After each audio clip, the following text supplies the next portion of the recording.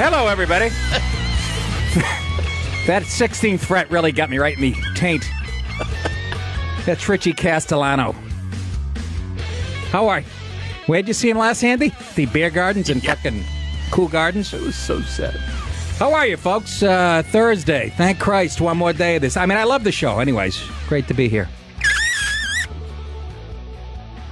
866-969-1969. Why do you give the number out that quick? Because I hear other people doing it. So apparently, 866-969-1969. Thank you, Jonathan Keller, for contributing to my podcast. Big bucks. He's one of my regulars. Anyways, anyhow, let's get right to it. I walked in here and it said something about Trump. Jeff Sessions resigning or some shit, okay? I can't stay on the news around the clock, folks. I'm sorry. I have an hour and 10-minute commute, a white-knuckle commute in here from Westchester County, and didn't hear anything about it on the radio. But that's what CNN does. They put that on the chyron at the bottom of the screen, like something just... He didn't resign. Do we confirm that, Andy Flowers? Confirmed. So they were talking about, what, an old story? Yes. And so why did this come up? Why do they have that on the chyron, on the bottom third? I got to stop with the cigarettes. I have more phlegm than Jed Clampett. What? Brendan cringes. Every time I do a shitty reference, Brendan cringes and, oh, God. Let me tell you, Kevin Ford, thank you for contributing to the podcast also. ConnectPal.com/Nick. Anyways, let's get right to the fucking... My agent called me. You know, I like it when you come out strong, right at the beginning of the top of the show, and you that's how you get the phone. Yeah, I know. That's fucking Radio 101. Thank you, Super Agent Burton, who, by the way, I love. He took me to the Fenway Red Sox 2013. Hadn't won a clinched a World Series at Fenway in 1,000 years. He got me tickets. We went together. Went to the Cask and Flagon, and... You know, we beat St. Louis, and the rest is history. That was 04. How the Yankees... No, it wasn't 04, stupid. It was fucking 2013. At home, Fenway. We beat... Would you beat in 04? St. Louis, at St. Louis. Fine. Yeah, there you go. Why don't you go enjoy the fucking Partridge Family? Anyways. Love that show. So anyways, I printed this out like at, 2 in the afternoon. Report, Trump caves on DACA. Wants quick amnesty for 800,000 illegal aliens. He has since said that's not what happened. I guess he had some meeting.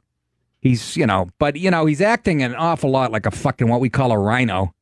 But I knew he wasn't a conservative. I've lived in New York for 20-something years, so I've watched him.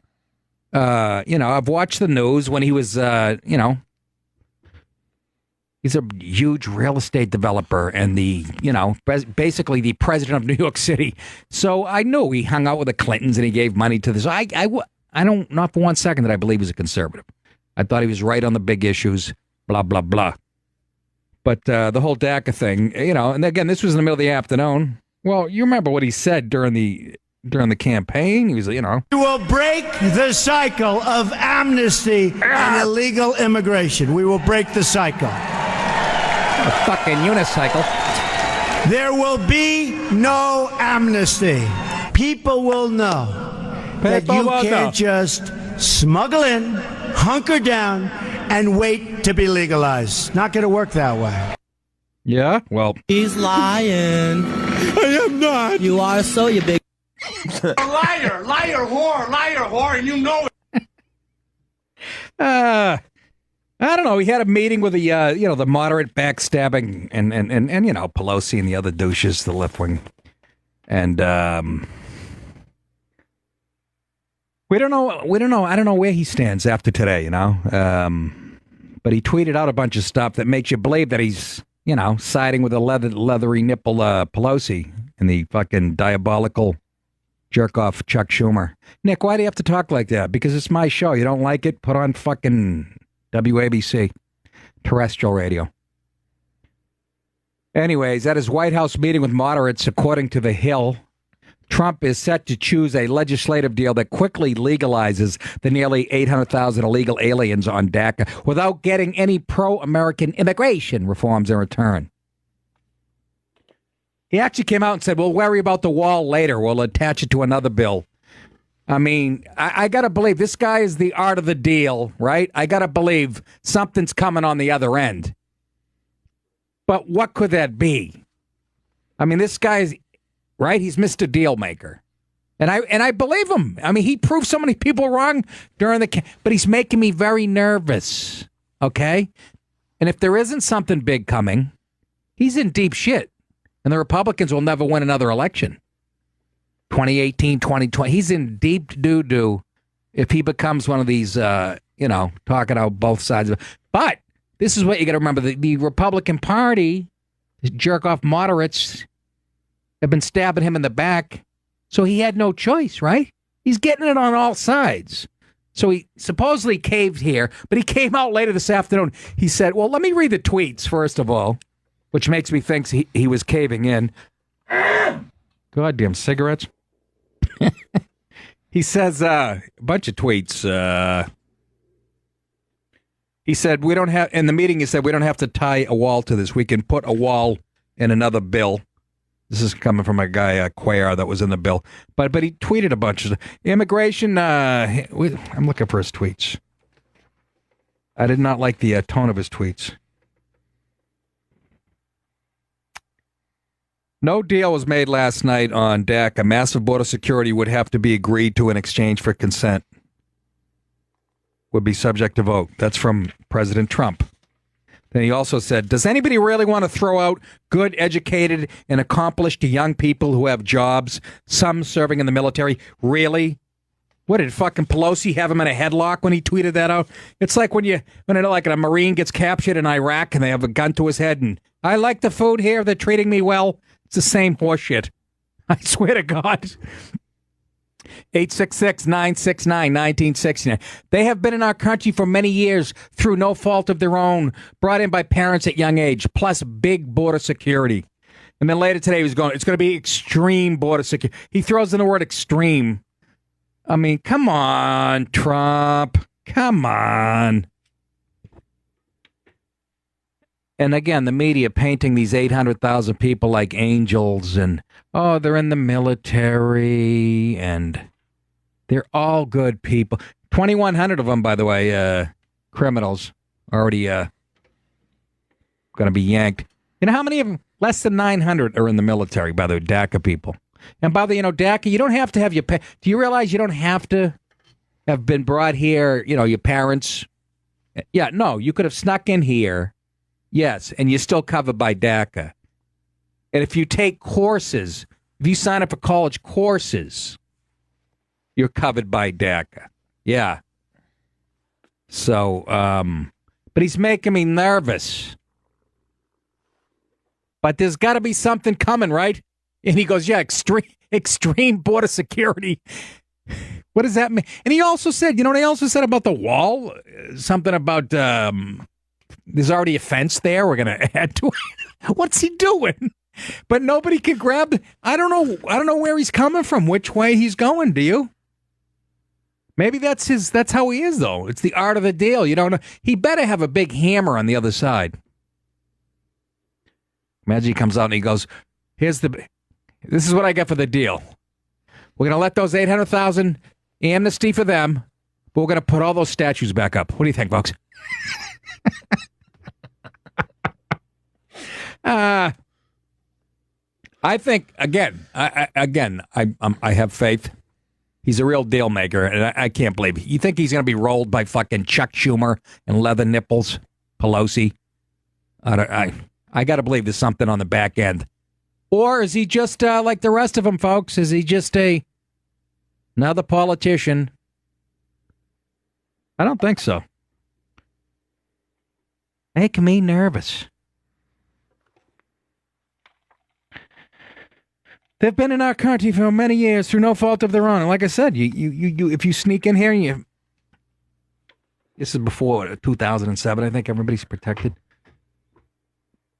You can stay. It's really easy. And as far as the wall goes, I'll say it again. We don't need a wall. We need to militarize. Park, and we have a ton of even old equipment. Park 14,000 tanks for 800 miles. I want a soldier every 3 feet. I want drones. I want all the stuff, all the equipment that you're selling to local municipalities, police departments, all that military shit that you can't use. I want it on the border. I want you to go into homeless shelters, clean those people up, give them a gun. Come on, let's think outside the box, yo. Trying to sign hip. I don't know what he's done. I don't know how to make a fence. I don't know how to make a restaurant.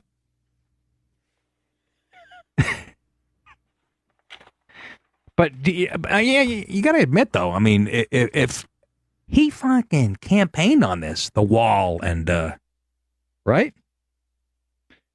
You're going to wake up to this every morning.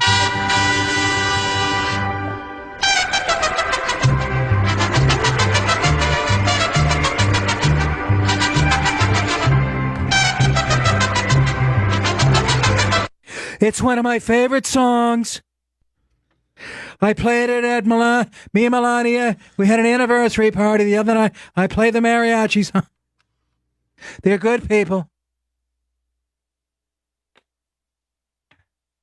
So,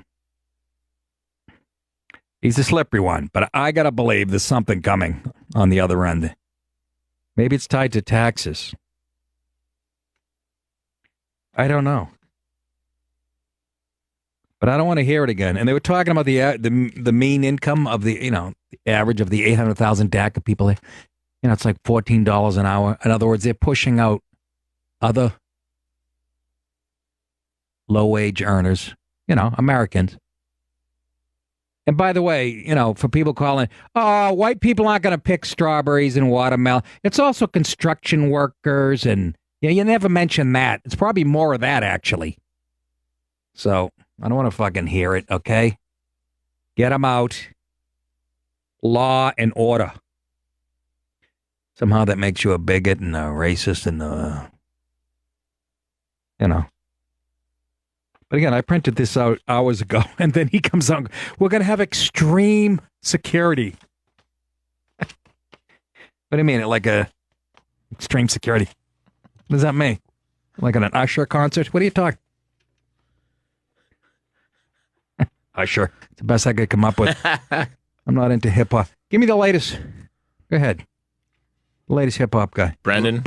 Soft serve. Huh? Lil Yachty. Yeah, see, I'm not even going to pronounce that. Fuck that guy. Get him out of my country now. Like the board game? Yahtzee? Lo Yachty? Lil, L-I-L. Oh, Lil. Lil. Yeah. Yachty. Oh, Little Yachty. Yes. No, I got some of his shit. Very good stuff. He's playing at a red light in Detroit one night. I got a fucking poison dart in the ass. What? What does that even mean? I don't know. Ask Soft Serve. So, how do you guys feel, folks, that voted for Trump? Are you getting nervous, do you think, or is this Trump? He got no support from the Republican Party, bunch of moderate, two-faced cocksuckers who haven't done, I don't know, anything for how long, and he's saying, hey, I have to get something done, so I have to side with these people for a little while. But it's going to destroy the base if he doesn't come up with something big on the back end. That's how I take it. Chris in Rochester, your thoughts? Did Chris drop? Chris in Rochester. The minute I mention his name, he drops off the line. Chris, call back. We're waiting with bated breath over here. Casey in Los Angeles. Casey, what's going on? How is Los Angeles? I think it's actually going to rain here, believe it or not. Is it really? Good. Yeah, it might. Real quick, and I like the show. I'm not trying to beat you up. No Marines were ever captured in Iraq. No shit, stupid. I said something off the top of my head, Casey. I know. You got a show to run, and you made your point. But further, on the wall. Yes, sir. I don't think we need a wall. I agree with you about that. Yes. I think all we need is a van or several vans. You just fill the van. You drive the people down, empty the van, come back and fill the van again. You just keep doing that. And that's all you have to do. I think you just enforce the existing laws, and that's it. How do you get them into the van? You tell them to get in the van. I mean, I guess you have the police do it. You learn to say "get in the van" in Spanish, and then you fill the van. But all I'm saying is, I don't know that this is anything we need to spend billions of dollars on. I think it's pretty simple. Yeah, you just enforce the laws. Done. Enforce the laws, but we can make a little more high tech too. But yeah, no, I agree. The laws are on the book, and wouldn't you agree? I mean, the Paul Ryans of the world, and I don't know, we're outnumbered here as far as the people that want to protect the borders, and it just feels inevitable to me. But it's not going to work because people are cretins. You can't have a country with no borders. And did Trump make you nervous today, Casey, with this whole DACA thing? To be honest with you, I'm not necessarily a Donald Trump fan by any means. Right. And because of the state of the world lately, I haven't been watching the news. Yeah. Okay. This show's the closest thing that I get to any. Oh, my God. I'm sorry. Anyway, have a nice day. I was a Marine in Iraq. So that's one reason. I was going to say, Casey, after I snapped that, I go, I bet you this guy served. That's why he's calling in. How would he know that? No, it's all good, though. No, man. Thank you for your service. And you put your neck in line so assholes like me can chew my mouth off. I appreciate it. Yeah, I guess that's true. That's what I was thinking the whole time. I was like, you know what? One day this is going to be worth it. Thanks, Casey. All right. Holy shit, a sarcastic son of a bitch, isn't he? That's great. Semper Fi, motherfucker. My dad was Marine too, Casey, by the way. Didn't see much action. He guarded the front door of an AP in Beverly, Massachusetts. A&P supermarket. I stumbled on that. Could have been funny. So Trump says he didn't cave on it at all. And Paul Ryan came out and said, no, there was no agreement made. We were talking. Okay, what were you talking about, you pencil neck? Spit it out. No deal was made last night on DACA. Massive border security would have to be agreed to in exchange for, would be subject to vote. That was from Trump at 6:11 this morning, actually. Is he up there? He's already texting at that hour? Sitting on the turlet?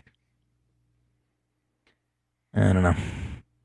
Let's go to Jason in North Carolina. He has an opinion on the DACA situation. Jason. Hey, Nick.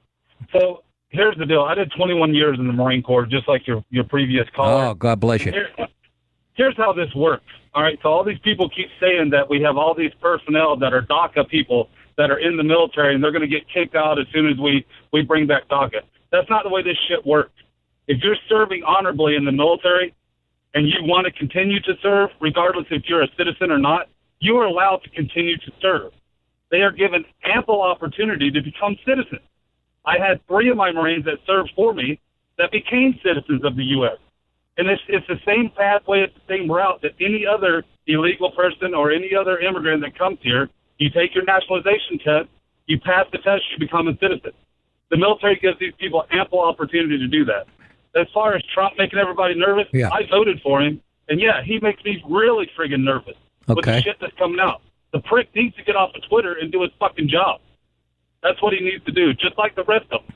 Yeah, no, I agree. Well, I don't want him off of Twitter, Jason, because the mainstream media is going to twist everything he says. So, but you know what, Nick? Yeah. Fuck the mainstream media. We all know what's being passed through there, how it's being filtered. Okay. But as Americans, we voted the man into office because we believe that he's going to do what we want him to do. Yeah. So if you're paying attention to the mainstream media and you voted for the man, you already know that they're one-sided, they're liberals, they're just going to go on their own agenda. No, I'm not worried. I'm not worrying about you and I and people who voted for him. It's the other fucking morons that seem to be taking over the country that do watch that shit and take it as Bible. Those are the ones I'm worried about. Yeah, you know? I mean, I do agree with that. You're absolutely right. And as far as DACA and the military, less than 900 of these dreamers are in the military. And if you listen to Chuck Schumer and fucking Pelosi, you think it was half the military. They bring it up every time, and it's just a ruse. And go ahead. So here's the big question about DACA. If they've been here for 8 freaking years, haven't they had ample opportunity to become citizens? Yeah. Yeah. So why haven't they become citizens? Obviously, they don't want to envelop into our country. They don't want to be one of our citizens. So why keep them? Yeah, no, I agree. And, it's just, again, he came out late today, Trump, and said there's no deal that's been struck and stuff. But, he's not getting much help from the Republican. They're in, I mean, Jesus, they're controlling, we have the White House, the Senate, the fucking House. We're never going to have this opportunity again. And it's creepy, man. And guys like you put your neck on the line. And these politicians, it's just, I'm turned off by the whole thing. Thanks for the call, Jason. Appreciate your service, man. All right.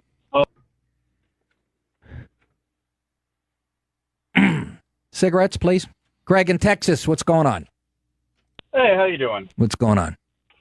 My roommate, he's actually a DACA kid. Now, I used to kind of be the same mind of you and, like, get them the fuck out of here at first, but then I started to learn more about it from, like... Oh, so you're saying I'm ignorant on the issue, Greg? Is that what you're saying? No, here's what I'm saying. Here's what I'm saying. Money. It's all about the fucking money. Yes, it is. We spend taxes on their fucking education because he grew up. We paid for his public school. We're paying for his college right now. Fuck. He wants to stay here. Let him stay here and pay all the fucking taxes he has to pay back that shit. Do you want to cut your losses, or do you want to make money? That's the way I see it. Yeah, well, they no. Money if he graduates, and we have a college-educated person who you can take property tax, income tax from. Now, look, I'm not a big fan of the whole taxes to begin with. I like my libertarian Republican stuff. Right. If I'm paying for a school, you better pay me back, and that's how he pays us back. Fuck it. Get to the end of the line like everybody else. You're talking about citizenship and everything. Get to the fucking end of the line. Pay your taxes. Oh yeah, no. As far as all that goes, it's. Ugh. And by the way, they take more money out of the system than they put in. You can look that up, no matter what website. True. But do you want to be? We're in debt, right? But we already gave money into them. But if they stay here for another 20, 30, 40 years, are we losing more? Are we losing more by kicking them out now, or keeping them and having them send money, having them pay us money over that time frame? Who says? Like my friend, my roommate doesn't speak a lick of Spanish. He doesn't know anything in Mexico. He and many of the people like him are dedicated to being here till the day they die. Yeah. And if they're willing to pay taxes to the day they die, and maybe we lose $10,000 off this shit versus $100,000. And I'm just spitballing numbers here, but yeah, and a lot of them aren't, and a lot of them aren't as productive as your old roommate, and that's what doesn't get talked about. That's what infuriates me. If you listen to the mainstream media, they're all just here to help us. Get the fuck out of here. Yeah, it's very simple, and just enforce the laws that are on the book. Militarize the fucking border. You don't have to build another wall, and send the people to the border into that game show Gladiator. Fucking put that on TV. Here you go. Green card Gladiator, green card edition. All right, Greg. Thanks. All right, take it easy, man. It's so frustrating. Mark in San Diego. I think he's a regular. Mark, what's up? Hey, Nick, you're right. I have called in before. What's happening? I'm a Marine. Hey, not much. I mean, like the other Marines you talked to, I had Marines I served with that were not citizens of this country, but they've been serving for anywhere from 8 to 14 years. And they were working on their citizenship, but they were too busy with deployments to actually do the test. But the first thing they did when they got out was do the test. And on the flip side to that, I work in the technology field. Yeah. And on top of that, there's so many Americans that are too fucking lazy to go out and learn these skills. So you got these people from these other countries, whether it's from, DACA, them just being here or anything, that they learn these skills and they come here, and we need those jobs regardless. Yeah, but hold on. Let me stop you there, okay? But you're saying Americans are lazy to lose these skills. We've reported a couple times on this show. Was it Disney? Who was some high tech company was outsourcing their jobs to people from India, bringing them in, and the Americans that they were replacing had to train them. So that's not totally true. Are you talking about like every technology company when you call the help desk and there's some fucking dude in India? Yeah. I mean, I'm about as good at this radio thing as you are as good at the news thing, but it just is what it is. There are so many people, for every 5 people that are Americans that are willing to put in their time, do their service, get good at everything, you got these people that are willing to exploit every other American that's too busy looking at Kim Kardashian's ass. Well, no, but we're mixing different things here. I'm talking about people, Americans, who actually have, that has skills, whether it's the tech industry or not. And who are we talking about? Google? I don't know who it was bringing, outsourcing, having people come. Any of them. Google, Facebook, Dell, even when I was working in the Marine Corps, dealing with these people you get such a small scope when you're dealing with people. Well, in the United yeah. States. So there are. You're saying Americans are too. No, I'm talking about Americans who already had jobs that had skills being forced each up. one. I'm not talking about every American. I'm talking about more so the newer generations. Oh, I see. Who look towards Yeah. it. Not too many of them are willing to put in the time and effort it takes. I mean, how many Americans these days that are kids that are about to turn 18? They're willingly going to go out and serve. I mean, I've been in Afghanistan. The Marines you talked to been in Iraq, probably Afghanistan, other places like that. Yeah. I got into a bad accident when I was in Afghanistan. I got retired early because of it. Wow. So I work for a civilian company now. I mean, let's just say you've all flown some of their airplanes and stuff like that. But you run into these huge problems where there are a lot of people that just sap the system and they exploit everything.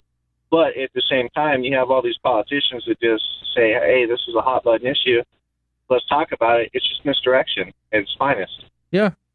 Well, and both sides of the aisle, the right, the people on the right want the cheap labor in here, and the people on the left want to secure the vote for the next 100 years, so the Democrats are in power. So I got a break, Mark, but go ahead, real quick.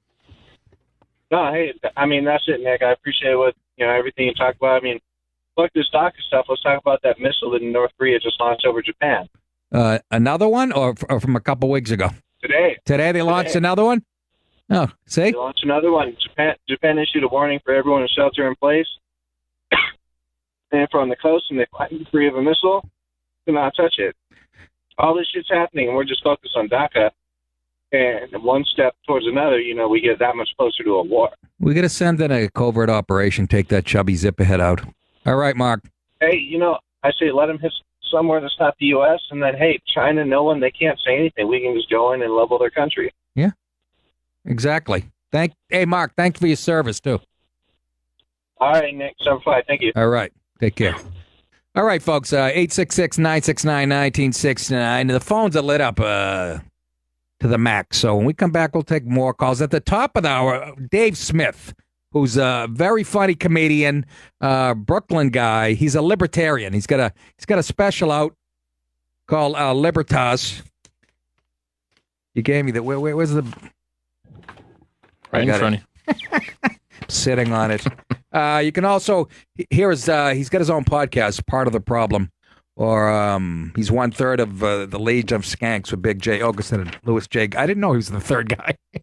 But he's I looked at his stuff online. He's very smart and informed. He's a big guy. He was a Ron Paul guy. That's how he became a libertarian. His first hour special Libertas is available now.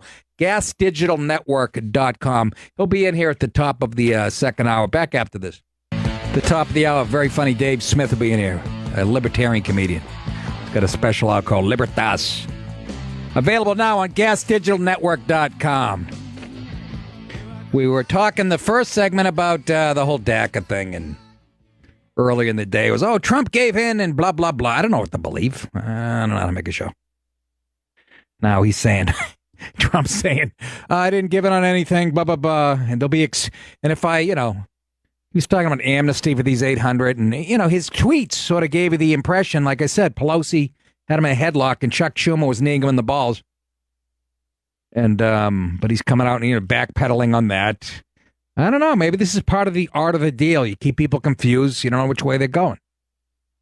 It's a dangerous situation. It's really a pain in the ass to follow, too. I think I'm going to go to sports and porn like the rest of the radio shows and podcasts. This is a real pain in the ass to look at people like Pelosi's wrinkled neck every day. It just gives me a fucking headache. Steve in South Carolina, I'm sure he's a Democrat. Steve, go ahead. Very funny, Nick. Yes. Well, anyway, when you talk about the media and the bias that they have, yeah. All white folks are racist, supremacists, and only in your state. Only in your state, Steve. and mostly law-abiding. Yes. Yet the illegals are called dreamers. Yes. Yes, you make a good point. The Democrats talk more about the dreamers and they never even mention American citizens and their constituents. They are so hell-bent on sewing up that brown vote for the next 1,000 fucking years They've sold their soul. All they have left is identity politics. And some people, like one of my callers, said, don't worry what you see in the mainstream media. The real us people know the truth. But, the country's getting, people are sneaking in here. And who knows? We don't even know how many illegals are here. I hear anywhere from 11 million to 30. And God knows how many voted in California illegally. They're giving out driver's license to illegals. College Park, Maryland yesterday, right? They're going to let non-citizens vote in their local elections, which I guess has been going on for a while in a lot of different cities. So I think the writing is on the wall, and it's in Spanish. Your thoughts? That is very true. But you're right. Oui, amigo. All right. Thanks, David. But you really don't hear anything nice about the American worker. And don't tell me they're not being affected by, they're doing jobs that the white people won't. Please. That's enough to make me to move to Ireland. Let's take one more on this, and then I want to get onto a story. Did you guys see it Fenway last night? My hometown, which is politically makes me ill. Fucking liberal jack-offs. Some kids being really edgy, they unfurled a banner over the Green Monster saying racism is as American as baseball. Ooh, big statement. Can you I wish I was up there. I would have grabbed them, threw them off the I would have how funny would that have been? See a couple of liberal faggots falling 37 feet onto their skulls. Ooh, big statement. You see how brainwashed they are? This could be the least racist country on the planet. You can make that fucking argument. You know why? We're the only country that's dumb enough to invite every different color on the planet to try to live side by side. And if it's so racist, you jack-offs sitting in your white privilege seats at the top of the monster, why are there black and brown people sneaking in here from all over the fucking planet if it's so racist? You still haven't answered that yet, you brainwashed fools. Anyways, the Sox lost. That's what pissed me off. Never mind this. Let's take one more call on DACA, or I call it caca. I'm tired of talking about it. It's all a big lie. I have a summer home in Dublin. Justin and Philly, you're the last call on this. Go ahead. Hey, Nick. How you doing, buddy? Oh, please. I've had enough of this country and these fucking liberal jerk-offs. Your thoughts? Hey, well, first, indulge me this one thing. About 10 years ago, I saw you on a random Sunday night at the Cellar. And forever, you have stuck in my mind because you called out some poor Finnish tourist and you called him Hideki Matsui. And I have been, dude, I laugh about that at least once a week for the last 10 years. The guy was Finnish? Finnish? Yeah, he was Finnish. How did I get Hideki? You said this Hideki Matsui looking motherfucker over here. Oh, I must have been talking to the guy next to him. I couldn't have been talking to No, it was hysterical. But anyway. All right. So you sure that was me, Justin?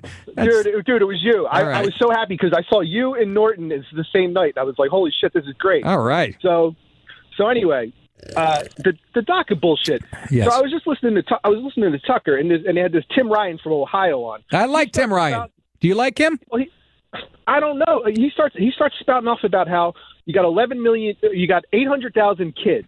Sure, they're all kids. So anybody who's over 18 and is part of DACA is fucked, right? You're just going to keep the people who aren't adults. No, of course that's not going to be the answer. Right. And then he says, and we have 11 million. Then we have 11 million illegals. Bullshit. All right. So how about this? How about the Democrats started 800,000 kids who are actually kids? They're not 18. They can fucking stay. Everybody, and then only 11 million non-American brown people can stay. Are they going to agree to that? I can't even follow you. Fucking you lost me there. But I'm sorry. I'm saying the numbers are inflated. Like they say it's only 11 million this, 800,000 this. Yet they're going to import 40 million people. No, you're right. The bottom line, Justin, is what does if this does happen, and they give these 800,000 amnesty, whatever the fuck you want to call it incentivizes more illegal immigration. Do you understand? Right. That's what it does. Absolutely. And people, and you don't have to be, you don't have to have been brought in here as a child by your parents. If you snuck in here, I think it's prior to 2007, and you were 16 or younger, you can stay. So it's right. You got 30-year-olds that they say are kids that have been living here off the till. Yeah. But listen, the most important thing is be nicer to Finnish people. Don't call them Japanese baseball players. All right, Justin. All right, man. Later. Take it easy.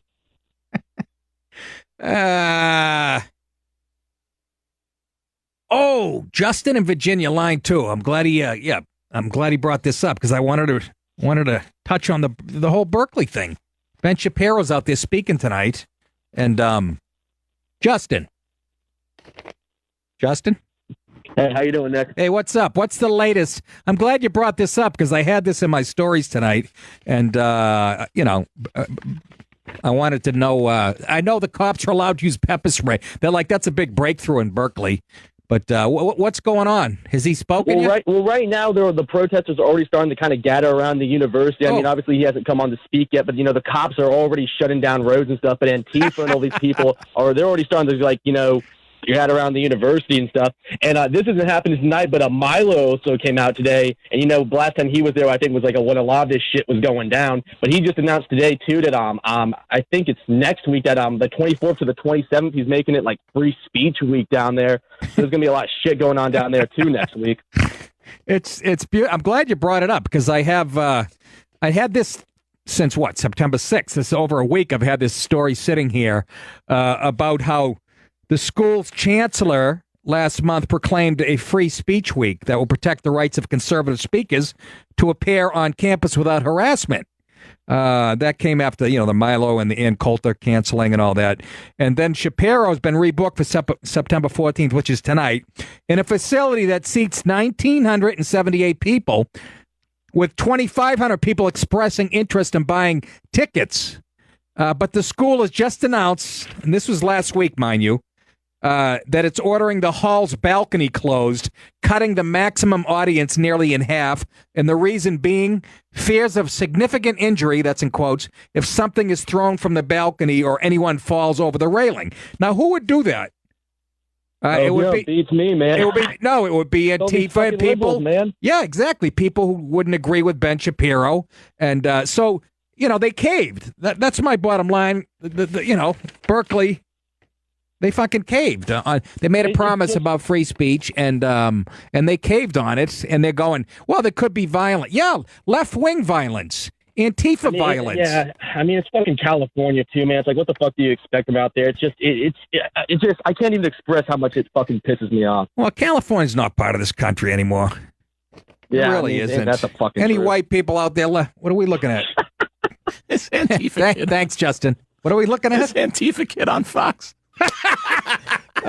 Tucker Carlson. Is that an Antifa guy? Yeah. He's got an Antifa activist. Everybody's listening, please. If you're not in your car, you're at home. Why you be listening home? I don't know. If you get an Escalade and you're hanging out with what's his name? Get this giraffe. Yakti. Put on the TV and you can see. You please put on Tucker Carlson right now. You have to see this Antifa douchebag. I'm glad I used to beat kids up like this. I really am. But I saw this kid at a mall tonight that cut his throat with a friggin' broken. Good luck. Look at the size of that thing. Look at the mop on this fucking jackoff. Of course, it's combed to the left. Look at that do. Oh, look at how smug. You can see it in his facial expressions. expressions. Just a smug. I guarantee Tucker's eating his lunch. I looked up and... By the way, let me give you an update on the Berkeley thing. So it's only, 5:45 out there. So Shapiro will probably speaking later, obviously, and it's already like the last caller said, it's building up. But yesterday, the Berkeley City Council gave policemen permission to use pepper spray. Oh, wow. That's a big deal, huh? They get to use pepper spray.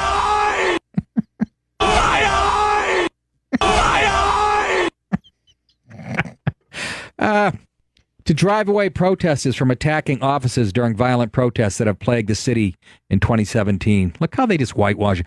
The 6-3 vote by the council came ahead of another planned speech Thursday. They're talking about Breitbart former editor, conservative political commentator Ben Shapiro, that's tonight, by the way. And the city banned pepper spray in 1997 as a crowd control weapon, though most law enforcement agencies permit officers to use it to disperse violent crowds.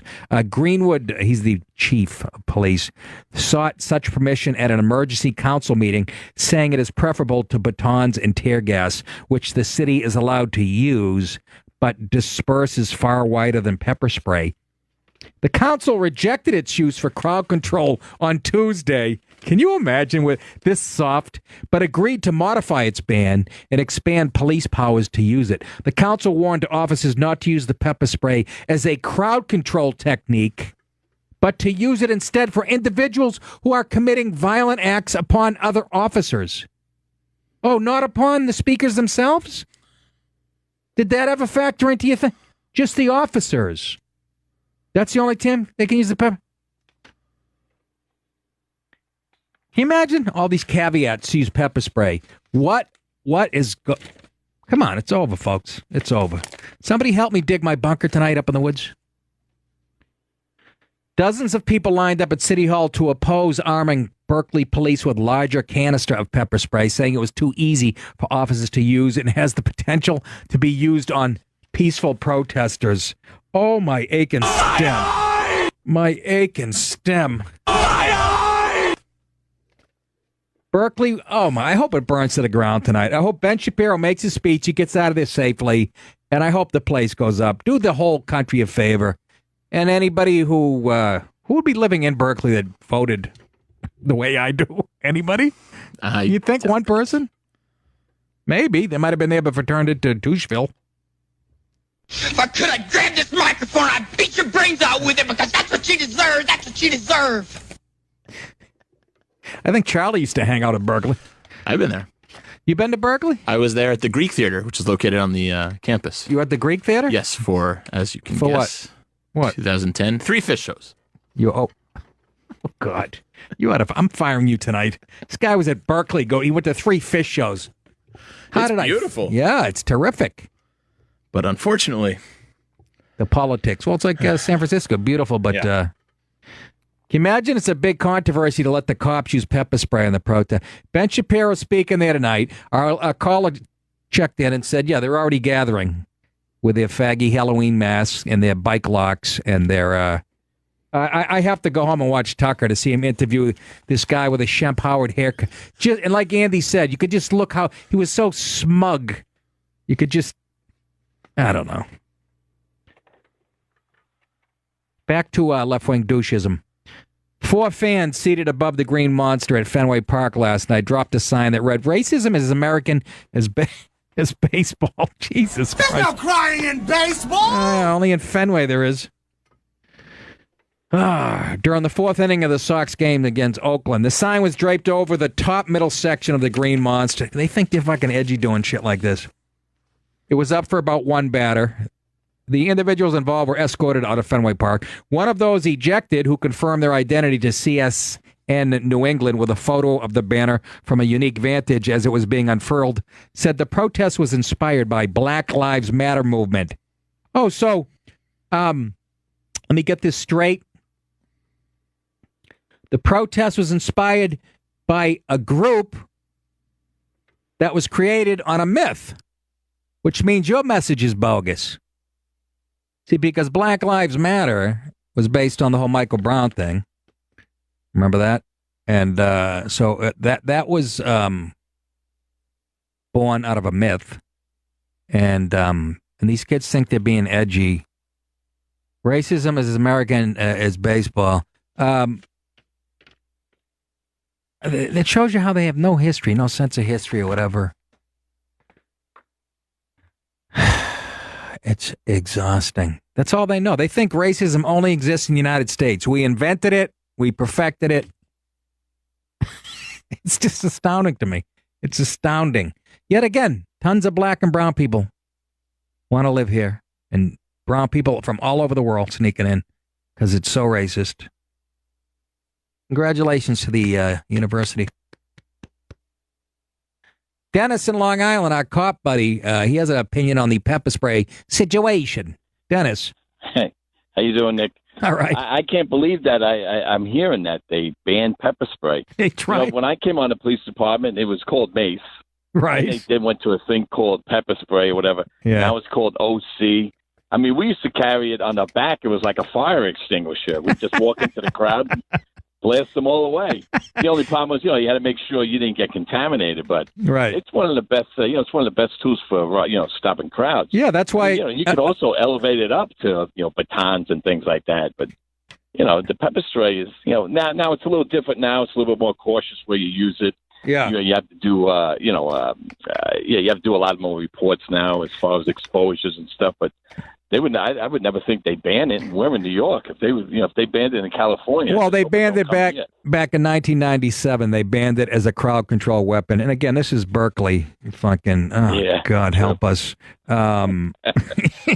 It really is, So now they're going to let them use it. But I love how they're going to let the cops use it, but the council is giving them, tips on how to use it and who to spray. Yeah, I know. It is unfucking believable. That California, I mean, it's, and again, not all of California, but Berkeley. Holy Christ, are they out there? One of the worst things you could see is like civilian review boards and stuff like that, because most civilians, I know they're looking to do the right thing, but they don't know how police work. They don't get the job. You mix them in with police work, and that's what happens. They wind up banning, the tools that the cops have to use. It's kind of ridiculous. Yes. So, it's not kind of, but it is. No, you're right. And it's like, it's like politicians, telling the military how to fight over in Vietnam or any war and tying in one. Correct. It's the same thing, only on a smaller scale. Unbelievable. Dennis, thanks, man. We appreciate the call. Thanks, Nick. You got it. Well, that's why I laugh. I laugh at our whole system, and it didn't really dawn on me until Obama was president that the president is the commander-in-chief of the military, of the whole military. Can you imagine having someone like president of the Harvard Law Review? He's the one telling fucking soldiers how to fight. I mean, come on, folks. How much more do you need to know? What a farce the whole world is. Oh, we got an update from Brian in California about Berkeley.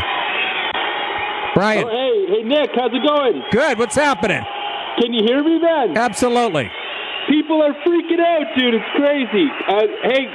Real quick, I just want to plug my podcast, if you don't mind. Yeah, go ahead. Brain on the Brink.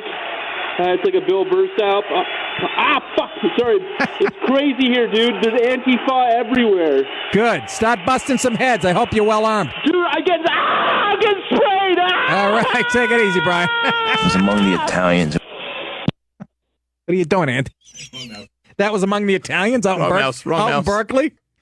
Wrong mouse. Do you understand how funny that was? It's among the Italians out in Berkeley.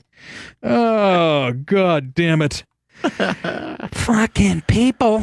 Why is everyone so fucking stupid?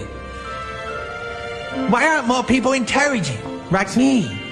I don't know, Kim Jong-un. So, can we get an update on that situation? What am I, fucking Greta Van Susteren here? Can we get another missile over Japan? Did Chuck drop off? I was going to grab Chuck from Boston because he's so right. Kim Jong-un is a bunch of fucking talk. I've been saying that. And you're like, yeah, but he just shot a missile over Japan. So what? It probably landed in the ocean. He's just begging for us to fuck him up. So what are we waiting for? Trump's too busy giving Chuck Schumer a hand job in the Rose Garden. Come on, Mr. President. Step it up.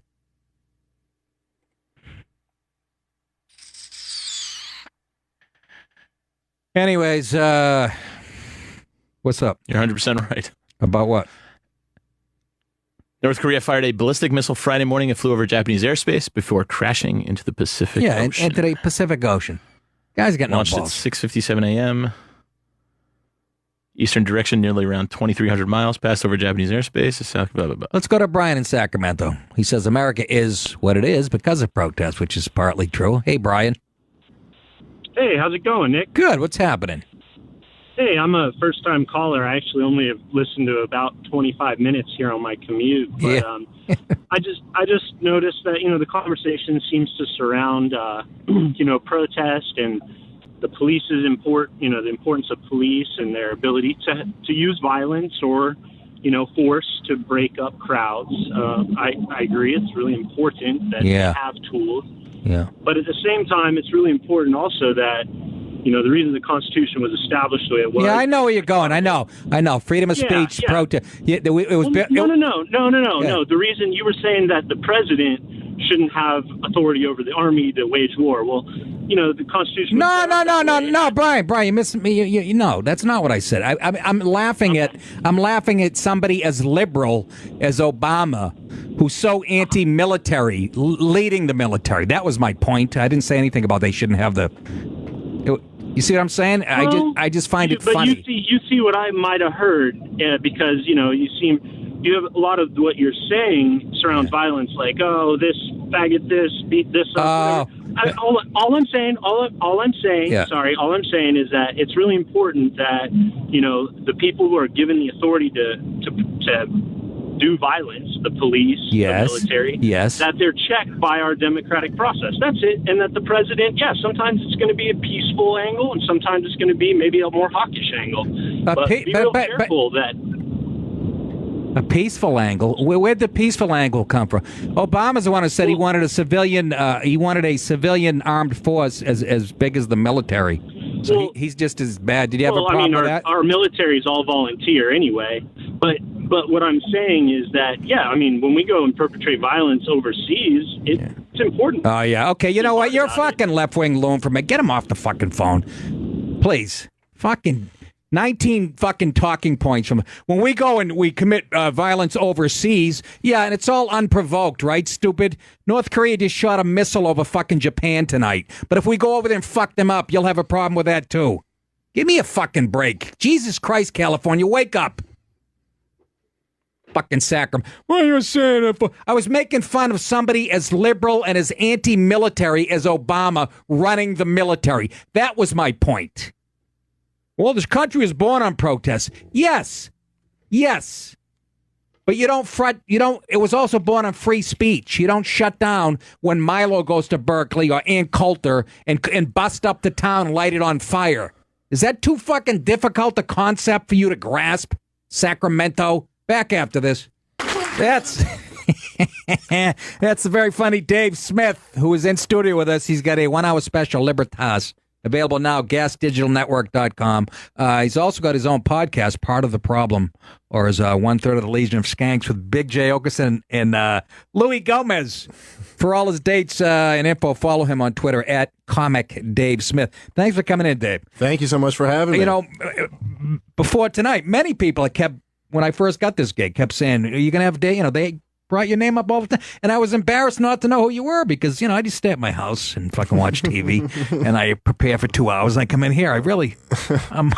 My scope of life is shrinking. But everybody that brought you up said he's funny and he's smart. And I watched a lot of your stuff online and they were right on. And so good to have you. You're a libertarian. Yes. Right? Hardcore libertarian. Can you define that for me? Because I've got 9 different definitions from Ari Shafir to, Yeah, well, to me, right, there are way too many, I guess. But to me, it's all about like libertarians just believe like you have natural rights. Basically, you're free to do anything you want to do as long as you don't infringe on someone else's natural rights. And belief in private property. So what we say is just narrowed down to just like the non-aggression principle. Like you have your property, you own yourself, you own your work, you own what is produced of that. And I think if it's stolen from you, whether it's someone who comes and mugs you or a government threatening to throw you in jail for not paying up, it's all the same moral shit. It's hard to argue with that. Yeah. Isn't it? Seriously. And I have a private property sign, and I live up in Westchester. You can tell my neighbors hate it because they're all kind of fucking lefties and shit. Yeah. And people come down my driveway by accident, and I go, what are you fucking doing? I'm making issue of it. I go, there's a fucking sign right there. Some of them laugh nervously and back out. But there's some, they go right by the sign. They turn around on my driveway. And I'm all for you shooting those people. Yeah, is what I'm trying to say. But I think also, I just happen to be convinced by reading a lot of libertarian shit that that's the best way to go, and that's the answer, or and that's just right. It's just morally correct. Yeah. But I think of our time, the big issue really has just become whether you're on board with this left-wing craziness or you're anti this left-wing craziness. I've almost just kind of come to the conclusion, whether you're conservative, whether you're right-leaning, whatever it is, Thank you. And it's just because I come from a left-wing background. I'm from a single mother in Brooklyn. I grew up just assuming left-wing was the way to be. Yeah, no, I know. I'm repenting is what I'm saying right here on the Nick DiPaolo show. But you know what I'm saying? I came out, but it's just if you're just being honest, You're like, this is crazy. Like what's happening right now is actually craziness. It's actually all the conservative shit that I dismissed as a kid has come real. Like the shit where they'd be like, oh, you can't allow gay marriage, and then they'll start coming after your kids. And I'm like, all right, shut up. Just allow gay marriage. And like gay marriage is legal, and the next year they're like, kids should be transgendered. And you're like, holy shit. Yeah, the conservatives were right. I've said that I've said that 1,000 times on this show. You know, conservatives back in the 40s and 50s were on the wrong side of a lot of big things, civil rights wise and shit, and they were the dopes. But a lot of them were on the right side. And the right side too. You know, you're right. But I'm saying now, like you said, it's either this crazy PC. It transcends everything. Yeah. I mean, what's going on in Berkeley tonight? What's going to go on and stuff? But Ron Paul was sort of the guy that's my guy. That's your guy. I think he was, and I agree with him. And I guess that's where I disagree with a lot of conservatives. But I think he was right about all the war stuff too. Well, I think all that stuff was crazy to get into. But I also think the right wing has done a better job of reflecting on that than the left. But was he a bit of an isolationist as far as foreign policy? No, but I mean, his thing is like, what was it? I can't remember honestly. Well, his whole thing I is, always like what he said about fucking auditing the Fed. And I was on board with all that stuff. He's like, however much spending you want to cut, take that and double it. And cut that much spending. And audit everything about the government, reveal everything they're doing, no more cronyism. But the foreign policy stuff, Ron Paul's thing was just that the whole thing is like, a military should only be used to defend our country. And if someone attacks our country, fine, we defend ourselves. But you don't go over to make sure they have democracy in some fucking third world, godforsaken part of and then go, oh, we're just going to park ourselves there, kill hundreds of thousands of people, lose thousands of our own, and have what we have now. But let me play devil's advocate. We parked people there in Korea, right? And other parts, Japan. And does that not have kept the peace to this point? There's still a war in Korea. We're still, the exact threat that was going on in Korea is still going on. It's worse than ever. I know, but if we pulled out of there, it would be all fucking North Korean. Well, look, I don't know what would have happened. The North Korea thing was kind of a result of us partnering with Stalin to win World War II and the aftermath of that. And but I will say, like, what was that called? The Marshall Plan? Look, it worked pretty well in German. Like, but to me, it's like, with Germany or something like that, you could use as an example, like we bombed the shit out of them, and then at least the West part came back. Right. But it's like, the East part tried socialism, and it was a nightmare, and the West part tried freedom. Right. Peace and freedom is like what works out best for people. So do you say bring everybody home? Everyone. And again, Everyone. when Ron Paul was the thing, I loved a lot of what he said, and I sort of agreed with it. I would say, bring everybody home, but you have to make a statement, a declarative statement to the rest of the world. We'll do business with you. They need us. Business. Everybody. I'm all about doing business. No, but I'm saying, you say to the rest of the world, we'll do business with you. But if a hair gets mussed on one American's head anywhere, we're going to fucking melt you down.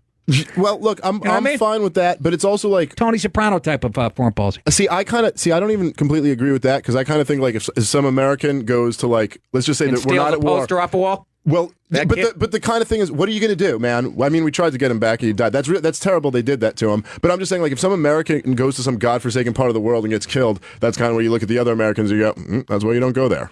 Oh, I know. And, you stay here. It's like, I don't want to go start a whole war because you went to some crazy place and got yourself killed. So you think we're a bit too? You don't believe in this? We have to be the policeman of the world. Right. I want to limit government in every sense, and I think except for the military. I think it's crazy to have to spend $1 trillion a year maintaining this empire. It's like it, and I'm just like, for what? I mean, for what? Look at what we did in Iraq and Afghanistan. We're still in Afghanistan. The Taliban has more territory now, and I also think like Bush and Obama both just failed catastrophically. Like the record high spending, the record high military spending. This is bad, man. This is gonna like come back. That's what none of these kids realize on the left wing while they're like protesting microaggressions. Yeah, all that spending, but you got fucking what's his name out there? Bernie Sanders talking about wants to have a one-payer system for healthcare, and Medicare is about to go bankrupt in 15 years, and that's what he wants to base it on. We have like $100 trillion in unfunded liabilities, and his answer is to just start promising more in money. I think it's all too big, and we can't fix any of it. I also think Bernie Sanders is a con man. I've come to that conclusion. I heard you say that on the internet. I don't believe it anymore. I've just like seen too many things in him where it's like, oh no, I don't believe you. I don't believe you. Like you're like, okay, so you're like Dave. He's a Jew from Brooklyn. Come on. I do kind of love that about him. Like he could almost always win me back just with his like Jewiness. Or like I'll be like, single pair makes no sense. And he's like, oh, let's get a bagel with lox. And you're like, oh, right, you son This of is a why bitch. this show, nobody would say that on another show. This is why this is a good show. We can finally start getting into the real meat of it. No, but the motherfucker makes like $1 million off his book about how it's evil to make $1 million. And you just start going like, you know what? This sounds a lot like a guy. You looked at the thing where he pays 13% in tax and then gives like another 2 or 3% of his money to charity. So he gives like a total of like 16%. And then he's sitting lecturing everyone. What's the first thing? Well, that's the typical liberal. Yeah. Left fucking, that's what they do. Yeah. You know, fucking do as I say, not as I do, whatever it is. He the first thing he did right after the election was go buy a $600,000 house up in Vermont. It's unbelievable, Remember? dude. Yeah. And now they're looking at his wife and her finances. Well, you look at Hillary coming out just to fucking. It's like you even see Hillary Clinton. What a whore she is for this shit. Like she's coming out. She's making herself look pathetic. I know. Absolutely pathetic. But she knows this will be a big book driver, and we can collect one more check. It's like, oh, you know what? We were planning on collecting all this Clinton Foundation money that didn't come through, so I got to go pimp myself out for one more round just to make a. Obama goes and speaks and makes $400,000 in front of these bankers. Like I don't know. Anyway, all this shit. But anyway, I just love making fun of all of them, and the left wing kids just losing their mind is. We might be losing the country, but it's funny. That's your best point so far, though, because to me that transcends all of it. The shutting down of the free speech and the indoctrination that's going on in college campuses and has been going on. Yeah, and the fucking mainstream media. I've been making fun of it since I was 20, before I even followed politics. Going, how come they're fucking? Can I see a Budweiser commercial with 3 white guys? Yeah. And I've heard that fucking argument. Well, you're trying to draw as many eyes as you can to the product. No, it's beyond that. It's almost like we've poisoned the culture now that they want to make sure people are just everyone's gonna. It's not even like a. It's hard to even have freedom like when you have a culture this fucking poisoned, because it's like you want to be like, oh, just let people do what they want to do, but now everyone's going to be outraged, and so everyone's got to like cater to that. Like, oh shit, well, we don't want to do anything that might outrage this generation that's been like, look, like I just think it's. Like you said, they control the college campuses, the media, the government, the deep state, like everything. Everything is controlled by this left-wing thing that basically says, I like the libertarian angle of like, look, if someone wants to live an alternative lifestyle, they're free to do that. Let them do their thing. But now it's like the left-wing thing is like you have to praise the alternative lifestyle and demonize like traditional lifestyle. And you have to praise transgenders. Like that's normal, and not being transgender is abnormal. Like, sorry, that's not the way it is. And like, yeah, the nuclear family is the enemy of fucking Marxists, and that's who they go after. That's why every dad's the jerk off in the commercial and the sitcom. Well, that's right. Again, I read this book years ago, Judge Bork, Slouching Towards Gomorrah, and it changed my life, because I was thinking all this shit, and somebody, ever read a book when they go, oh my, somebody clarifies it for you, somebody very eloquent. Yeah. And I'm like, why? Why is the dad the dick? Why is the white guy always doing the stupid fucking dance in the commercial next to his well-dressed black boss and shit? My friends would be like, you're fucking crazy.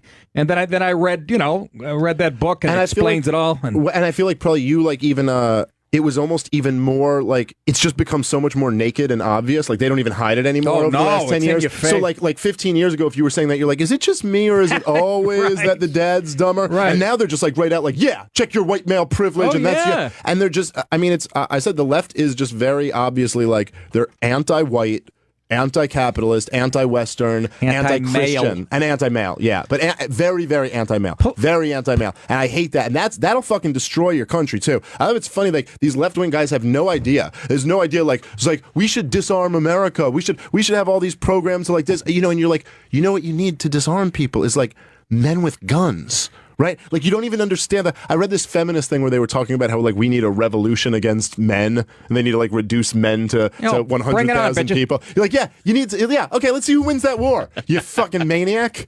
You can't handle the truth. You dirty, filthy hose. I'm just the emasculation. Everything is built.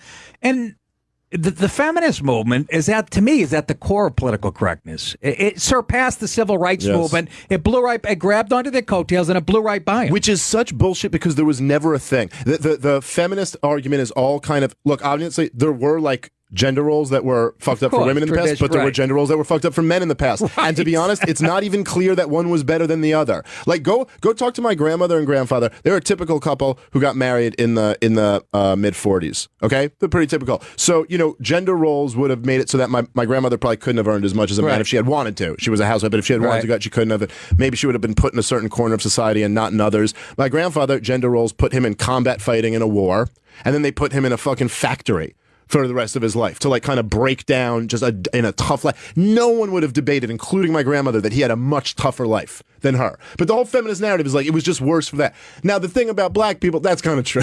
Like there were fucked up laws that kept black people. So, but the idea that feminists jumped onto that and then overtook it, you're right. Yeah. And I also think that's why they hate Trump. That's why they hate Trump, is because the really thing is that he's an unapologetic man.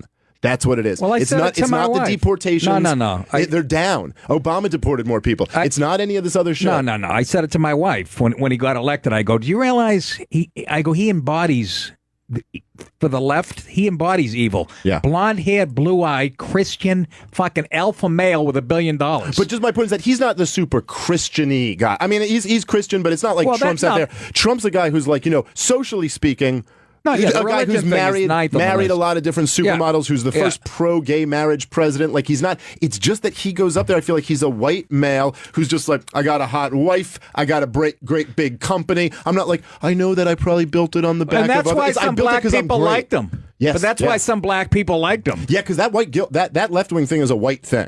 It's not really. They bring a few brown faces to put up at the front, but it's a white thing. Black people do respond to that. Oh yeah, absolutely. I and I've said this many times on the show. When I do racial shit on stage, whatever, over my 28 years, 9 out of 10, I've never really got any guff from people of color. I've had a couple people walk out, but it's always young white kids who have pissed at the stand or whatever. And I have lesbians in my face on the sidewalk. That's like, I mean, it's so funny, man. Which I like. What's more ridiculous than you look at like these you look at these kids on like college campuses, and it's like you're like a college kid in a first world country in 2017. Ooh, you're how put upon. Right? Like you're like amongst the richest, freest, most privileged people who have ever existed, which is like good for you. Like go take it. But then you're obsessed over like who's like oppressing you, and who's you're sitting lecturing everyone else about their privilege. Are you out of your fucking mind? Perpetual victims. It's my dad, and Andy's dad was at 93. My dad's 80 and stuff. Like these millennials couldn't even relate to an old man.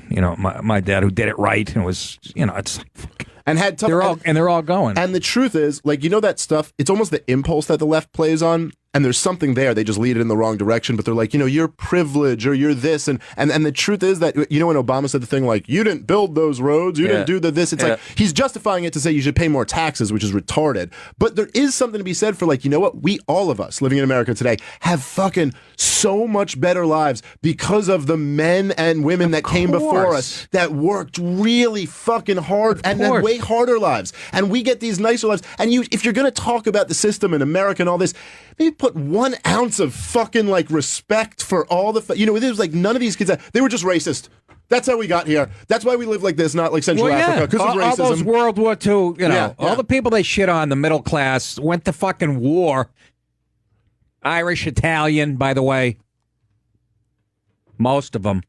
And they're glad to see him go. And remember the knockout game when Obama was in office? Every day I'd put on the internet, it would be fucking 2 young kids knocking out an 82-year-old white guy in Washington and shit. But no mention of hate crime. And well, that's not a hate crime. That's just crime. It's a game. No, it's a game. But that's the thing, is it's just crime. Game. It's just like another crime statistic if it's a black guy against a white guy. That's the. And by the way, and I do like, it's like I'm fine with criticizing America and what America's like fucked up with and what we shouldn't have done. And I don't think we should have fought the war in Vietnam. And I don't think we should have gone to Iraq. Yeah, but and it's a cottage industry now. But I just got. It's like you got to have some perspective. It's almost like still, even if we fuck up, you got to understand like. I don't know. The big left-wing thing that they can't deal with is that they hate Western civilization, they hate white men, they hate capitalism, and then you just go like, okay, well, point to one country that doesn't have that, where gay rights exist, or women's rights exist, or there's anything. It's the only place where you have a shred of any of that shit. For the love of Christ. That's why I'm looking at a place in Syria, a 2-bedroom basement. And it's still going to be like more than you feel like it should be. Like it's like 2,500 still. That's all it comes down to. 866-969-1969. Currently talking to Dave Smith, very funny comedian, libertarian, by the way, and he's got the special is Libertas. It's available on gasdigitalnetwork.com, and he's got his own podcast, Part of the Problem. And he's 1/3 of the Legion of Skanks with Okerson and Louis J. Gomez. So Chuck in Boston, who's been away. Chucky, what's going on? What's the latest in North Korea? Well, I got a point of view on that. Yeah. Now, if you remember when the movie Seth Rogen and what's his name, James Franco, the interview, Yeah. and Kim Jong, whatever the fuck his name is, Yeah. that you show that movie, shit's gonna happen. Well, there was movie theaters that showed it, and nothing happened. and years ago, I don't know if it was him or his father, I think it was him, Yeah. that they showed footage of Top Gun and tried to say that it was their jets, right? That's You remember right. that? Yes. Right. Yes. Okay. So he said he was going to shoot missiles towards Guam, but somebody that's fucking crazier than him said he will come down with fire and fury on Yeah, your I ass. know. And he backed off. I know. So he's not going to do shit. So here, you want to get your fucking radio show worldwide famous? Start a GoFund. Figure out a way to get information to the people of North Korea.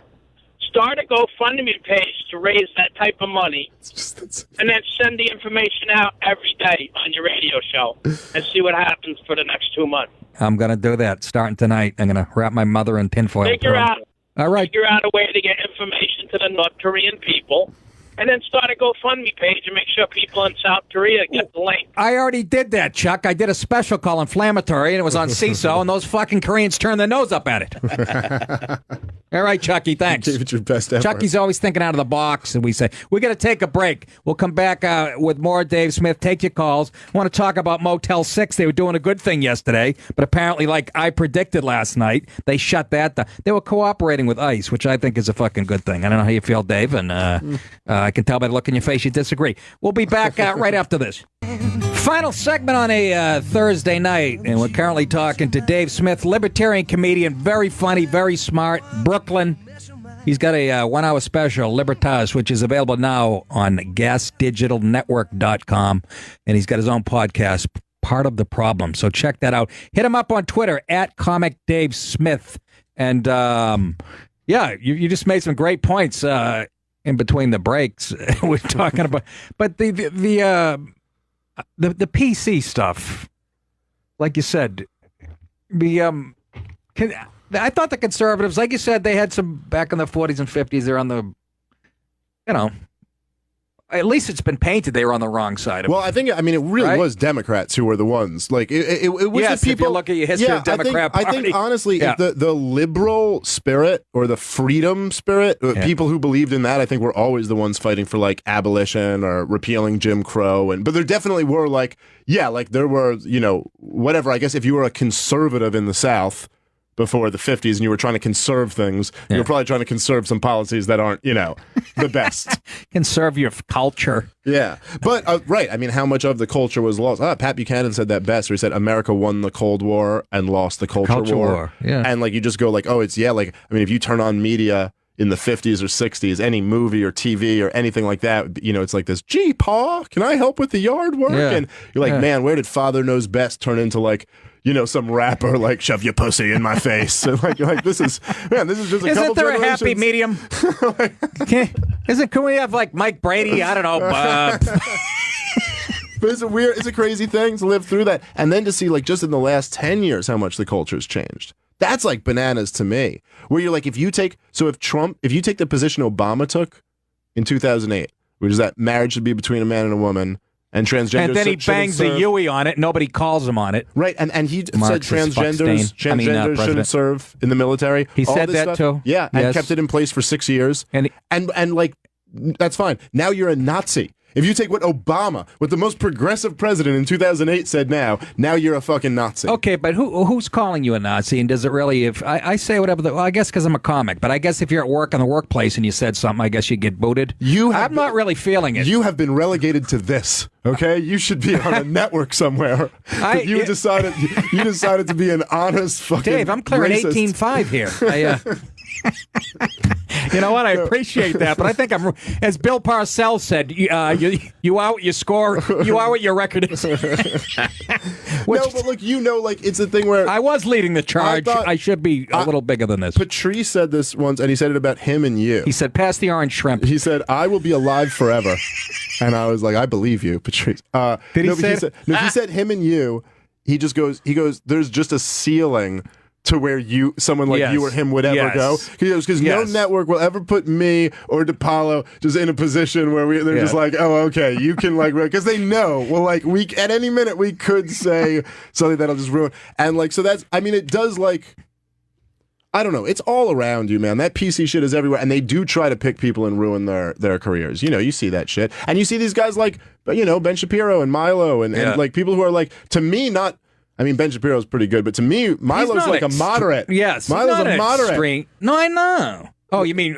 Milo's politics are moderate. Yeah. He smacks down left-wing shit beautifully. Yeah. And then if you ask him what he wants to do, he'll say these things that drive me crazy. He's like, well, there is some role in government to assist women who are having babies. Shut up! Yeah, you were doing so well. Not. You're doing so well. But he should be able to speak at a campus. Jesus. Well, but isn't it ironic, these Antifa fucks with the anti-fascism signs? Beating up people who fucking... they're the definition of fascists. Right. It's it's fucking hilarious. The fucking irony. It's lost on people. They're the anti-fascists. They just happen to be on the communist side. They're we're the communists who are anti-fascists. But yeah, it's pretty amazing. They're oh yeah, we can't have fascism come here, so we have to intimidate people out of speaking and break storefront windows. And do it while our faces are hidden. A lot of balls, as Tony would say. A lot of balls. But before you came in, I was talking about this anti-racism ban. You can't get away from it. I'm exhausted. I thought I wanted to do this show. I like to touch on culture. I don't like to get deep in the weeds on politics because it's the culture issues. Look, pop culture is our culture today. Andrew Breitbart said, politics is downstream from culture. Yes. I've really learned that over the last year. I made that big mistake for a while where I was no, it's all about getting the policy right, and then everything will be fine. But you're no, it's about... No. You even see gay marriage, it becomes 51% of people approve gay marriage, and then all of a sudden the politicians are all fine with it. As soon as people want something, you get that. And that's why if people want fucking Bernie Sanders, we're in trouble. Well, the biggest tent pole of the left was multiculturalism. No culture is superior to another, and that's been shot to fucking shreds forever now. How much more evidence do you need? It's always just a ridiculous idea, but even that they kind of just use because they don't even think that. They think white culture's worse, they attack Christians. I know. They don't care about... Oh, Rosie O'Donnell said, Christians are worse than the fucking Muslim terrorists. They can't attack anyone else except white men. Or maybe that's white what people. It's about. It's so obvious because you'll see with the Joel Osteen thing where it's before anyone even figures it out. Every left-wing person, they're all over. Every left-wing person is yes, I hate him. How dare you, you evil guy? It's no, I know it's really terrible. And then they'll go off on they put this collection plate out, and it's okay. And what are your thoughts on Jeremiah Wright? Or Nothing. Farrakhan. They don't even know what you're talking about. No. We don't care about that. We don't. They'll criticize comedians for saying shit, but I don't hear them criticizing rappers for contributing to rape culture. They're cowardice. Okay, their whole philosophy is basically they're cowards, and Bill in Los Angeles, what's going on? Say hi to Dave Smith, libertarian and comedian. And Jew. Hey, Dave, what's going on? What's up, man? Really been enjoying your viewpoint, Dave, man. Very, very nice to hear. Thank you. Oh, thank you. In the never-ending, constant debate of the thick-ankle dogface versus the "you're fired" TV star that I constantly hear at work, I had a flashback to that mullet-headed Rocky Horror hairdo Jesse Ventura, and he mentioned that there shouldn't be career politicians. There should be statesmen, people that only serve one term and they're gone. Like John Kerry? Yeah, it made me, well, I don't know. I try to avoid politics, but it made me think about that. Hillary versus Trump, the career politician versus somebody who, I guess, in theory, could be a statesman. They'd only serve one term and gone. Yeah. I'm all for it. Wondered if, oh, okay, cool. I'm just wondering if you thought there was any merit behind it or just a dumb idea that... No, I think the idea of term limits is not the worst idea. Thanks, like Billy. I'd be into that if they just signed that across the board.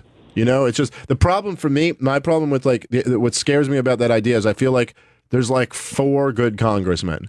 We've got like 4 in the Freedom Caucus or whoever who actually like vote to not keep spending $4 trillion a year in this insanity, and I just don't want to term limit them out and only have Rand Paul and his dad. Rand Paul, yeah, his dad's gone. He's gone now. I mean, his dad's gone. He's alive, but he's not in Congress anymore. Yeah. But yeah, and then like Ted Cruz and 3 other people, and that's it. So I just don't want to get them out because then we got nothing. But I hate the guys who have been there for 30 years. Well, the and Mitch like all McConnells that. of the fucking Mitch McConnells of the world, and they're just Jesus. Am I sick of looking at his no chin? Well, that's what you start to go to. Like, there's this weird thing. Like, if you're a conservative in America, I was talking about this on my last podcast. But I go like, who? Like, if you're a conservative, and this is why there's such contempt on the conservatives, but for the Republican Party, why everyone hates. Like, you are like a conservative guy, and you just hate Mitch McConnell and all that. And it's like because you just look at them and you go, what have you conserved? Like, what the fuck have you conserved? You look around at a country that's like, look at the debt, the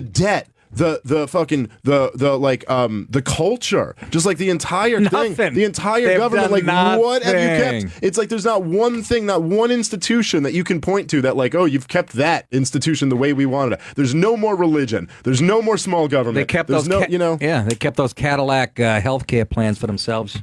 Yeah. Yeah, that's what they consider. Let's go to Jimmy in Illinois. Jimmy, what's going on? Say hi to Dave Smith. What's up, Dick? Hey, Dave, how are you, buddy? What's going on, brother?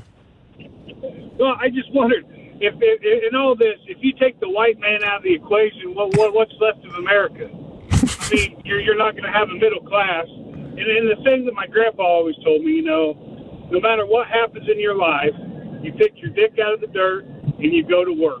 Because that's one thing that you will always have in your life. You probably always have. So he worked for CNN. Okay. No, he was a good old boy. But I mean, if you think about it, if you take the white man out of the equation, I mean, how would America sustain itself? Dave, your thoughts? Well, I'll give it to Dave. Hang on for 25 years. Thanks, we're going to find out. 25. What do we? What is it? I guess 2055 or something. Like that. We become like a majority Hispanic country. That is an incredibly profound change in America. Yeah, I'll be dead. But go ahead. You will. But it's what will it look like? I'll be dead too, probably. But what will it look like? Who the fuck knows? And it's not just like I told you what it's going to look like. Newark. See, I kind of do have this thing, and maybe it's like almost like left wing like thing that still like lurks in me. But I just think if you had freedom and small government, you could have almost like the type of thing. Look, there is something beautiful about capitalism that does something amazing. Like it's amazing that I can go outside and put my hand out. Like I'm a Jew, and a Muslim will come pick me up and drop me off at my door, and like we're cool, and then even though we're plot both, your like, death in Farsi on a headset as he pulls away. Sure, but our Muslims are good. Our Muslims are way better than the ones in Europe. Are like we did a much better job of assimilating Muslims here. Yeah. Like the Pakistanis who are here so are let's like keep kind of it cool. that way. Can we? But that's the thing. It's like if you have freedom, this is what I was saying. You draw people who want freedom, and then if you have big government, you like draw people who want to get on welfare, and like it's like a different thing. Anyway, to answer your question, like, I don't know, how could you talk about America or any European country without white people? And it's not the country that you're thinking of. White people have raised like, the standard of living on this planet tenfold compared to any other race. Sorry to say it. And white people, by the way, in general, are much most of us are individualists. Like, I don't think you should get your like, like pride out of like what someone who you had nothing to do with contributed, whether that's your family or your race. It's like but the left insists on you having this white guilt thing. Yeah. And which is like kind of hard to not, I sleep like a fucking baby at night. You've never. Now, have you must have an interesting experience of like because you've been doing this shit since like the last 10 years. Easy. Well, since before the last 10 years, I'd say 15. I think you've been doing it. But is it like? because you've been saying whatever you want to say for a while, but it's different now. No, like you feel that, right? Well, the good thing about it is that I've been around long enough, sustained enough. I've kept my act pretty tight, but people know it's coming. I got enough exposure. They know who on you Comedy are. Central, Yeah. Tough Crowd, my specials, my CDs, where they sort of, trust me, I'm not a draw. Do you still like some seeing places the one? I draw? But do you notice the few who like didn't know what they were getting ask into? Any, Or you're like, that's the big this joke chick about had me. had no idea. That's the big joke. I could be playing the Pantages there. That's the most tickets I saw, like 1,000 in Minneapolis. And 3 minutes in, I saw some guy with a smug look on his face. But it's like I'm the worst at that. picture- I'll be killing and I'll still find that guy. But I almost feel like at a theater show, it's like no one's just wandering into a theater Right. show. It's No, like- you're right. But if you're doing like a club, Oh, yeah, and it's just like a of course. 200, it's like 200 people, and it's sold out, and it's like 195 Nick DiPaolo fans, and then one group who was like, "Let's go to the comedy club tonight." Like Yeah. it's just like some chick Absolutely. who's like, "Oh my god!" He'll find him. I say this, Dave, and I always say this now because I have, a table will always get up almost. Or they'll just look disinterested, and I'll call them on it. And I go, and this is what I ask them, and I know other comics are doing it now, but I go, did you do your fucking research? Did you go on the Comedy Club website to see who the headliner was? Or did you believe the lady in the box office when they called and said you won tickets because it's your birthday? Is the guy funny? Oh, yeah, come on down. Like it's comedy's a homogenous thing. Like, it's just like music. You get classical, you get jazz, you get, Well, no, you're right. You're right about that. It's like showing up to a jazz club and being annoyed they're playing jazz. You're like, this is what we play, so don't.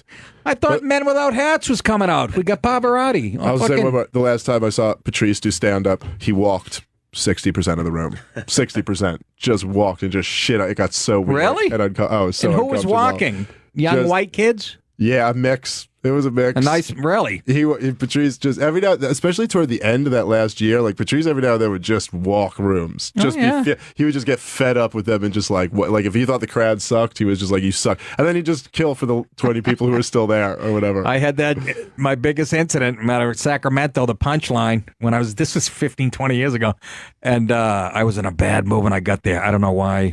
I shouldn't have been out that night. I admit that. But there's a bachelorette party up front, ruining the MC's act, ruining the feature act. And this is on a Friday night, 220, full room. And I'm on the way. I'm going up to the stage, and they're yelling shit at me. Nobody's doing anything in the club about it. And I tell them to shut up. I try to be nice. I tell them to shut up twice. And some girl, one of them goes, "Take your shirt off." And I go, somebody shut this fucking broad up. And you're a fucking, and one of them like flicked beer on my shirt. And I snapped. I went fucking crazy. Yeah. I went fucking shithouse. I go, get these filthy C's. I said shit that was shocking me. And people fucking started getting it. I was so bad that there were a table of guys defending the girls. Well, you can't say that. And I'm like, you're defending these fucking, and so people started trying to, they were leaving. They were trying to get their money back. And the second show was already lining up outside and to come in. And they're going, don't go in there. The headline is crazy. and so I'm going nuts. And 220 people. And when they flushed them out, I played to like 40 people. And did one of the best sets of my life. Then it's fun. And 40 people. I flushed 180 out of there. And for those 40 people, that's the coolest story ever. Like that's the best. I lost my shit, and I had to be. And then there was a second show, so I'm standing in the corner of the second show, and the people are coming in to be seated, and I'm listening to them going, "What happened? The first show, we heard the fucking headliner went nuts." And then I had to be escorted to my hotel by cops because a truck full of guys wanted to fucking kill him. Guys. It was a bachelorette party that started it. And a table of guys wanted to beat me up. And Bobby Slayton... And the Sacramento cops had to take you home? The security guards of the mall, whoever. Okay. Cops. Fucking cops. They escorted me back to my to my fucking motel. And Bobby Slayton was there either a month after or a month prior. I can't remember. Same thing. A young black kid was fucking heckling him and shit, and Bobby dropped the N-bomb on him. And the kid charged the stage, and all hell broke loose. Jesus. And Bobby punched an off-duty cop by accident, and the cop was just gonna in the melee? Oh, in the melee, yes. But this was either right after I was there or right before. I can't remember the chronological.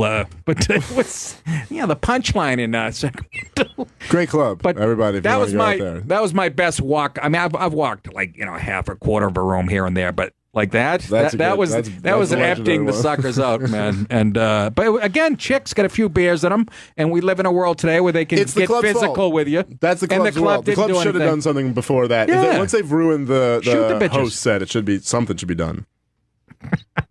I want to get. Mike was watching that Antifa jerk off on Tucker Carlson. I want an update, Mike. Go Hey, ahead. buddy. Go ahead. I called you just before. First of all, great guest tonight. Oh yeah, Dave is a sharp dude. Dave, I'm sorry. Yeah. Very, very good. And Dave, I got to agree with you. I'm with Nick on everything this motherfucker says, first of all. But I do agree with you. I hate that we're the policemen of the world. But to go back to this thing with Tucker, Yeah. this long-necked goofball was on the screen. And I'm telling you, if I could reach through the fucking screen and grab him by his neck. Was he with his smug? little long frilly hair, and he's shaking it around. What was he with the girl. saying? What was his argument, He's though? completely. He's trying to claim that Antifa has a right to be violent and shut down free speech. Basically saying that they don't like, they don't like Ben Shapiro or they don't like Richard Spencer. But nobody likes the KKK and the white supremacists. But they have to be able to talk, just like if somebody's allowing you to talk. And Right. that's what Tucker was saying to him. He don't fucking get it because they're blockheads. They're dumb. No, they really are. They're ignorant. They're ignorant, and they couch it all in white supremacy. They Yes. say that's why they can validate their violence. And by the way, the right wing, unlike the left, the right wing takes care of this shit. Like we take care, we police our own. So when you just throw out like Ben Shapiro and Richard Spencer, okay, like those guys do not have the same different. do not have the same views at all. No. like Richard Spencer wants a white ethno state. Ben Shapiro is as multicultural and open to that as you could get. And Ben Shapiro has easily 20 times the platform, probably more. yeah. I'm probably maybe 100 times as big a platform because that racist stuff doesn't really get traction on the left. That's right. Whereas the commie stuff gets you like huge. Oh, on yeah. the, like that Yeah. stuff is the left. It's the entire that's their left. history. It's their DNA. Yeah. Yeah. You guys got to make sure you see Tucker tonight because he tore this kid up. No, I can't And wait not to only watch that. This kid is a professor at college. Yeah, he looked it. But he's a professor? The kid. Yes. The kid that Tucker was. So this is the point, he's though, a dude. professor. Yeah, and indoctrination. He's in criminal justice. Yeah, And there you Tucker's like, go. Wait a minute. There you go. You're out of your mind. Like you realize you're studying the law, and you are completely ignoring our First Amendment right. And he's like, yeah. But then he tries to say, oh, but I teach the kids properly. I'm like, my kid will never attend your class. Yeah, that's it. And then like while Thanks for the everyone's call, Mike. while everyone's freaking out about the people in Charlottesville, you showed me one of those guys who's like actually a tenured college professor. I'd be like, oh, okay, let's freak out about that, But on the left, you can find like actual Marxist tenured college professors all over the Christ, place. yeah.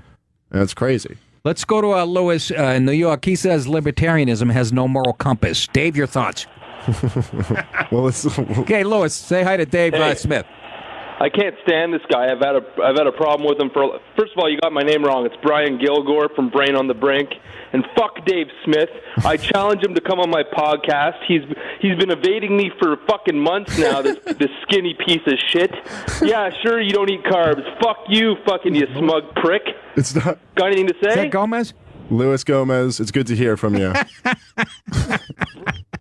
Is that Gomez? No. It wasn't? No, I don't know who Oh. that is. That's a guy I'm avoiding. All right, thanks for the call. It says Lewis. He told you Lewis, right? But his name's Brian. Did he might have done a good Lewis at the beginning. Sounded like- he got a nice plug for his podcast. Yeah, he did. Let's go to Robert in Georgia on line 2. What's up, Robert? What's going on, Nick? Not too much. First of all, being a black veteran that almost gave my life for this country, and a student of history and law, you have to realize that, first of all, white people did take this country away from the Native Americans. And also, there are more white people that get welfare from the government. People. Well, that's and because it's more corporations. white people, but go ahead. But I'm a little more conservative leaning in my later years. But as far as I'm sorry, I lost my train of thought. All right. But what really got me was saying that Europeans been messing this world up. I mean, they started in Europe. You don't like white people. Colonizing. I mean, look at the Virgin Islands. Those people have got nothing with the Europeans want for them. Not a thing. But I actually like it. You're funny as shit, man. I really like. I go to sleep with tough crowds all the time. That's all. All right, thanks, Rob. That's just shows, by the way, that's a comedian's mentality where you could just say like 19 things I disagree with, but if it ends with I think you're funny, I'm just like, you're a cool guy. All right, I'm with you. Okay, so can I just say, like, I couldn't even understand this connection. Well, but first up, to say like Americans took this country away from the Native Americans. I mean, it's not exactly like they took this country. They took land. Like they took trees and buffalo. Oh, and no, shit. they It's were- not like America was sitting there and we came and took it away That's from. how the it's taught. You know. That's how it's taught. And same with slavery. That they take today's societal norms and apply them to 1850 Right, and it's or not- whatever. And it doesn't fucking work And like it's that. not to say that that was cool what happened to the Native Americans. It's just like you have to have some perspective. Survival of So the fittest, eh? here's an interesting little piece of information for left-wing people. You know what other country was gained by conquest? Everyone. Every Yeah, I've been single putting that out one. forever, I too. know. You know how the Native Americans we took the land from? You Yeah. know how they got the land? They took it from other Native Americans. That's the truth. It's just more complicated than all this shit. And you could say Europe's done bad shit. Europe has done a lot of bad shit. You Done want a to lot look of at every good shit, invention? too. You want to look at every invention? They also created wealth. Yeah, exactly. So this whole system created wealth. I mean, there was no such thing as wealth before. I'm not saying they created some wealth. I'm saying the concept of wealth was right. created by Europe That's right. and America. So put that in your black pipe and smoke it. Ah, you people. You love this country. And again, and this is the point I use because, we hear how racist and horrible this country is. Every day, millions of brown and black people trying to sneak in from. Right. It's so Right. racist and so horrible. It really does. Everybody I mean, wants to come be. on. That's the bottom argument. That's the litmus test right there. They have nothing to come back with that. Why are people coming over in rafts and risking their lives to come to such a shithole and a racist? Again, the college campuses have to be blown up. We have to, By the way, and you also, anytime, I don't like this thing on the left where like anytime there's like an affirmative action program or something like that, it's like, well, it has to be proportionally representative. But then all of a sudden, as soon as you want to use your point, you go, more white people take welfare than black people. Like, okay, how about the proportional representation of that though? Are black people You know how to over work or under- percentages? Yeah, like, okay, so let's like... Yeah. And then I point out their deficiencies in math, and I'm called the rest. Anyways, Dave, that's Dave Smith, a very funny guy, to a very smart guy, libertarian. His special is Libertas. It's on gasdigitalnetwork.com. And listen to his own podcast, Part of the Problem. Hit him up on Twitter, @Comic Dave Smith. Thanks a lot, Dave. Thanks for coming having in. me, man. I appreciate it. Like I said, I heard a lot about you, and you didn't disappoint. Hey, I'll be at the Newtown Theater in Newtown, Pennsylvania this Saturday night. And then the 29th, my favorite gig of the year is the Ridgefield Playhouse, Ridgefield, Connecticut. October 6th and 7th, Levity Live in West Nyack, New York. And am I forgetting anything? Tomorrow? What do we got tomorrow? We got Gail coming in. She's going to hang with us. We have GB. Gail Bennington is going to be here. Round out the week. Yeah, absolutely. I saw her in the hallway months ago and said I was going to put her on, and I'm glad you reminded me. Best broadcaster named Bennington. Absolutely. Well, you have a beef with that, Ronnie? No, I love him. That's it, right? All right, kids. We'll talk to you tomorrow night. Take care of yourselves.